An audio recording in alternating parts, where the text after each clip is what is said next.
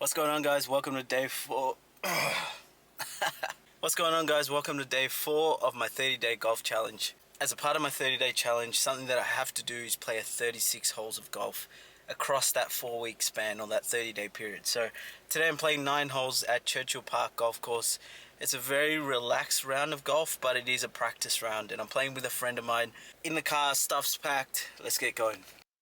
To the warm-up net, and this is something I've never been good at, which is getting enough of a warm-up in before a round of golf, and that's just spending 5 or 10 minutes hitting some balls, getting some of those bad swings out. Now granted, you're never guaranteed to get all the bad ones out because golf is hard and you're going to continue to hit bad ones. That's what I've learned. So it's as many of those reps or those fundamental things that you work on in training you want to carry on into the net session before you go out and actually play. 5 or 10 minutes, that's all I kind of spend hitting some balls.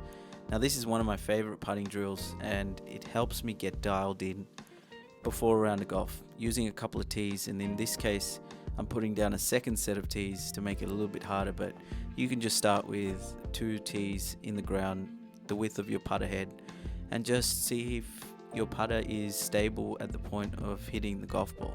It just helps you understand if you're starting your ball offline, if it is something that you're doing with your actual putter head rather than the putts breaking too much. I used to think, oh, there's a lot of break, but in fact I'm just holding the putter the wrong way, or my putter's swaying in my hands causing it to put spin on the ball, and then a straight putt turns into something with break. But to make this a little harder, what you can do is I like to add a couple of extra tees closer to the hole, and that gap is a lot smaller than the second set, and it's a lot smaller than the original set of tees where my putter head sort of goes through. So this is a really interesting drill because it shows me a lot and it's good feedback. On to the first, and as you always start, it's a little bit of figuring it out in the first couple of holes, and my first drive wasn't the best, and I had a couple of good iron shots in and nicely finished this par 4 out, which is really good. And my iron game was pretty solid for the most part. I putted the ball really well, which is cool to see. There were some iron shots that I could have done better on. A lot of it had to do with just not knowing kind of some of these carry distances that I'm trying to work on and things like that in the wind. It's always judgment things and decisions. Nice to make another putt early on. This was the best drive of the day. I took the corner over the left. I missed the approach shot in. I'm really sorry about that. But I had another good chance at a par and just slid this one by. For the most part, I drove the ball okay, but this one wasn't an example of a good drive. I ended up on the opposite tee box as you would, and had to go over some trees, and then left this pitch shot from about 65-70 meters in short. But I've been doing a lot of work on these kind of 30 meter shots into the green and trying to get it within 10-12 feet, and I'm getting better at it. My lag putting's also improving, but this was also the best swing of the day. I just left it short into the wind. From about 60 meters out, I was really, really good, and that's very good to see for me because I've struggled in that department in the past. This is a fun tee shot. You have to go over the trees. I left it a bit short. I couldn't get it close to the green, but again, 70 meters out, and I hit the green and it kind of spun back and left me with a long uphill putt.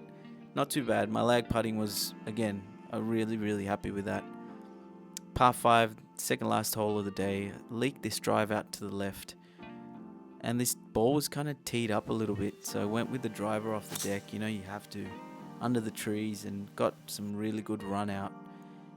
And here's another example of a much improved wedge game from about 40 meters, 30 to 40 meters.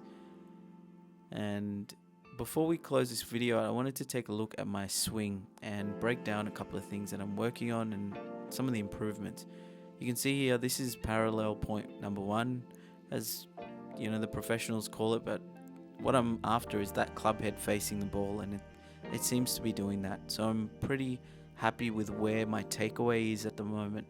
My problems that I've experienced in the past start at about here, where the club kind of overextends, or I swing a little bit too far, and I don't really want to keep doing that. The other issue that I also see is my club head is facing the sky, and it's, you know, you can see the reflection of the sun in it, which tells me it's wide open at the top of my backswing. So I do need to try to fix that up. Now you can see here, I'm generating some good lag, some good speed.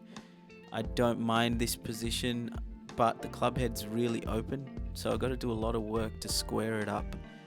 And my body does have to work really hard along with the wrists and hips to sync it up. So I do need to find a way to make this part of my game easier on myself so that I can be more consistent.